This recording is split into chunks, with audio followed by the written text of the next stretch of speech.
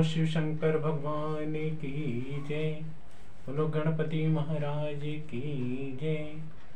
ओम कर्पूर गौरम करुणावतारम संसार सारम भुजगेन्द्रहारम सदा वसन्तं हृदयारविन्दे भवं भवानी सहितं नमामि।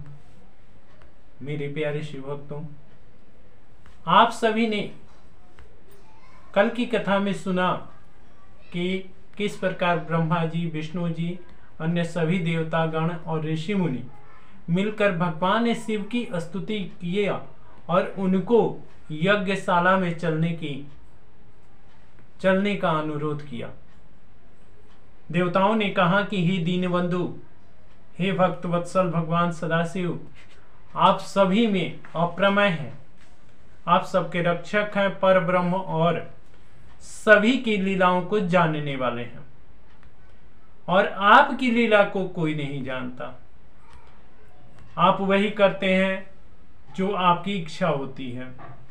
दक्ष प्रजापति ने अपनी मूर्खता के कारण आपको अज्ञानतावश आपको यज्ञ में नहीं बुलाया और नास्तिक बनकर अपने भक्तों का सम्मान भी नहीं किया, जिसके कारण वे सब भक्त जो आपके हैं वे सभी उसे श्राप दे दिए और उसी श्राप के कारण उसकी यह दुर्गति हुई और उसने माता आदि शक्ति का भी कोई सम्मान नहीं किया और अपने आई हुई घर में आदि शक्ति को उसने अनादर कर दिया, जिसके कारण माता आदि शक्ति भस्म हो गई और उन्हें भस्म होने से भी उसने नहीं रोका।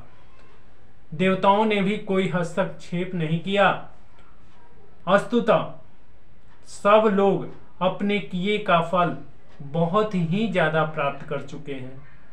हमें आपसे कुछ भी नहीं कहना है प्रभु, क्योंकि इसमें संपूर्ण दोष देवताओं, ऋषि मुनियों और यज्ञ में सभी सम्मिलित सभासदों का है।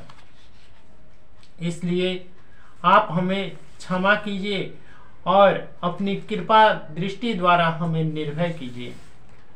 हे स्वामी, यदि आप इस प्रकार दंड नहीं देते तो वेद की मर्यादा भी नष्ट हो जाती और आपकी अवज्ञा भी हो जाती और वेद की प्रतिष्ठा भी कम हो जाती तथा दक्ष का अहंकार और अधिक बढ़ जाता और ना जाने वह कौन कौन सी और भी अप्रिय घटनाओं का कारण बन जाता। वस्तुतः आपने जो कुछ किया वह सर्वथा सभी उचित है। हे नारद, देवताओं की तथा ऋषि मुनियों का इस प्रकार स्तुति सुनकर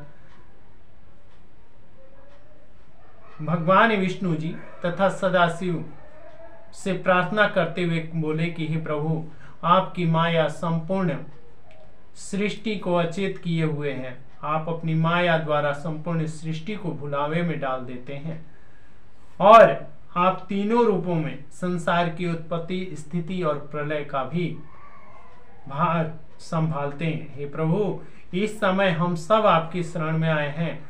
वस्तुतः आप हम सब पर कृपा कीजिए और हमें ऐसा वरदान दीजिए जिसके कारण दक्ष को पुनर्जीवन मिल सके, पूषा को अपने दांत मिल सके, भृंगु देवता को अपना नेत्र मिल सके। ऐसा कहकर संपूर्ण देवताओं ने उनसे आरोग्यता का वरदान मांगा कि हे प्रभु, आपके गणों ने जो हमारी दुर्दशा की है हमारे शरीर की, वो उसको भी आप निरोग कर दीजिए। हे नाथ, आपके यज्ञशाला में चलने पर ही यह यज्ञ पूर्ण होगा। हम यह प्रण करते हैं कि भविष्य में आगे कभी भी आपके बिना कोई यज्ञ का भाग लेने नहीं जाएगा। हे नारद, हम लोगों की इस प्रकार स्तुति सुनकर भगवान सदाशिव अति ही प्रसन्न हुए और वह मुस्कुराते हुए बोले कि हे देवताओं, हम कभी भी किसी पर क्रोध नहीं करते। हम कल्प वृक्ष के समान हैं। हम सबको सुख प्रदान करते हैं। तुम यह निश्चिंत जानो कि जो प्राणी जैसा कर्म करता है उसको वैसा ही फल प्राप्त होता है।